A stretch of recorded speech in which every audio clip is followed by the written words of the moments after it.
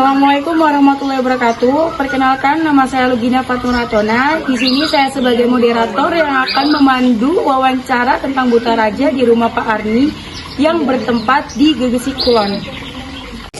Jadi apa itu Buta Raja? Kalau pengen tahu jelasnya, yang namanya Buta Raja itu asal-usulnya dari anak-anak. Kalau setiap ngarak itu karena butanya paling bagus, paling mewah dan paling tinggi, itulah yang dinamakan Buta Raja. Itu asal-usul dari anak-anak yang menamakan. Kalau setiap keliling, kalau ada hajatan kan pasti ada sisingaan. Itu butanya kan di depan. Jadi butanya paling bagus waktu 2026 paling bagus. Jadi itulah yang namanya Buta Raja. Butanya tinggi. Kalau dulu kan paling segini butanya. Zaman saya kan lebih dari tinggi, jadi terus bagus, kelihatannya emas, jadi kayak raja. Jadi anak-anak itu namanya Buta Raja. Itulah jadi namanya Buta Raja itu dari anak-anak yang namain, bener saya sekali. Itu terus apa ya? Buta Raja itu jadi siapa nih sosok dari Buta Raja tuh?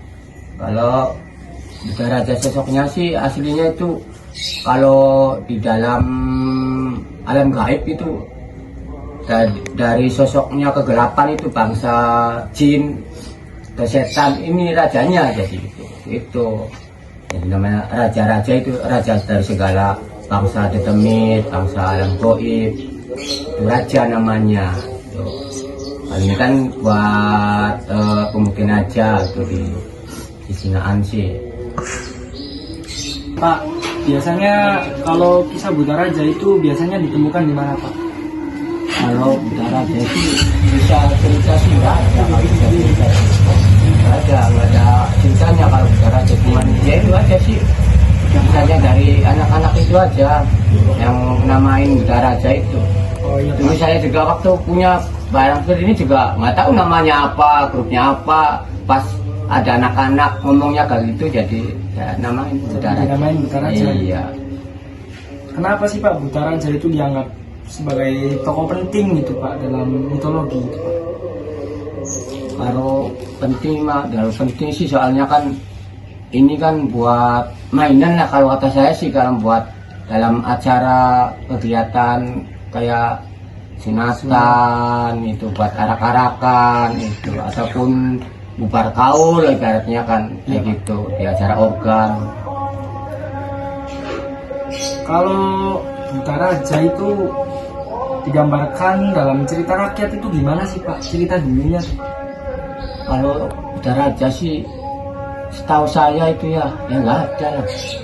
Tapi kalau masalah buat cerita dari apa masa rakyat sih paling ada juga. Buta itu buta biasa, nggak ada Buta Raja. Paling ada kalau di Palimanan kan, di Palimanan ada buta katanya kan, nggak tahu kan. Nah, dan juga di Indramayu kan ada juga buta katanya kan, Wiragora. Kalau Buta Raja sih hanya kita ini anak-anak. Oh iya Pak. Udah Pak, segitu saja Pak. Terima kasih ya. Pak, Buta Raja ditemukan sejak kapan? Sejak lama sih, sekitar 2006. 2006. Di mana biasanya Buta Raja ditemukan?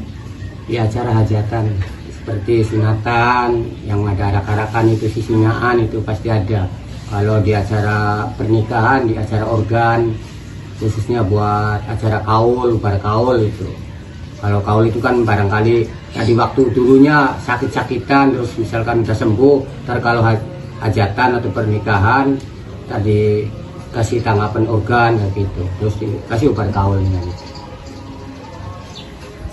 Kenapa Buta Raja harus dilestarikan dengan acara diarak-arakan? Kan supaya tahu anak-anak itu kalau ada Buta Raja itu. Nggak tahu kalau misalkan nggak dilestarikan, ntar anak-anak nggak tahu ujungnya apa, gimana buta itu. Ada waktu tertentukah dari berbagai jenis kostum untuk dipakai? Ada sih, kalau misalkan Buta Raja ya badannya gede, terus ada ukiran wajah butanya, terus butanya juga panjang dan mewah kemasannya. Di Bapak punya berapa koleksi buta raja? Ada 12 sih. Apa perbedaan buta raja dengan buta lainnya yang Bapak punya? Ya kan kalau buta raja kan emas ya. Terus kalau yang lain kan beda-beda sih. Pakainya bukan emas. Kayak ini kan cuman biasa pakainya set. Kalau ini pakainya grenjeng. Gitu. Buta mana yang pertama kali dibuat? Yang ini. Yang kecil. Oh. Pertama-tama. Terus ini buta raja yang kedua. Bagaimana pandangan Ibu terhadap sosok buta raja tersebut? Ya, sosoknya sih itu kan sosok antagonisnya, Mas. Dari bangsa jin yang punya karakter jahat, yang menguasai sebagian wilayah terbesar dari hutan belantara dari menurut kisah orang-orang terdahulu. Apa perbedaan penggambaran buta raja di berbagai daerah? Kalau menurut pandangan saya sih sosoknya kan banyak ya, Mas. Tapi yang identik, yang terkenal itu dia, yang bisa disebut juga Rota Dinawa, Cakalarang. Asal usulnya katanya itu adalah dari orang-orang terdahulu kita, itu merupakan sosok seorang, entah itu pangeran, entah itu apa, tapi yang disebutkan di situ sosoknya bernama Cakalarang, atau bisa disebut juga Rota Dinawa. Sosoknya sangat menyeramkan. Kalau menurut cerita dari orang-orang terdahulu, jahat, punya nafsu ambisi besar, ingin menguasai sebagian besar hutan belantara dahulu kalanya. Pak, kan katanya kostum buta itu dibikin ya seperti apa dan bahan-bahannya apa saja ya? Nah, buat bahan-bahannya pengerjaannya ada kain, ada busa buat kursi, dudukannya ada juga karet spon. Nah, karet spon buat ngukir, buat bikin sandangannya, aksesorisnya kayak gitu. Nah, kalau busa buat itu kepalanya, buat bukannya tuh dibentuk sama kain, terus sama lem kayu, ada lem karet juga ada. Apa yang dirasakan ketika memakai kostum buta raja tersebut? Ungkep. Sama Ya panas, segar. apakah di dalam satu secara acara arak-arakan yang memakai kostum tersebut hanya satu orang hingga akhir, apakah bergantian? Ya, satu orang. Ditanya sih, Iya, satu orang. Jadi sampai selesai gitu. iya. Bagaimana cara orang memakai kostum tersebut tuh, napasnya tuh gimana? Ada bolongannya. Sudah selesai. Bagaimana cara pemasangan buta raja? Ayo kita lihat aja langsung ya, kita pakai langsung sama anak-anak. Ayo, let's go.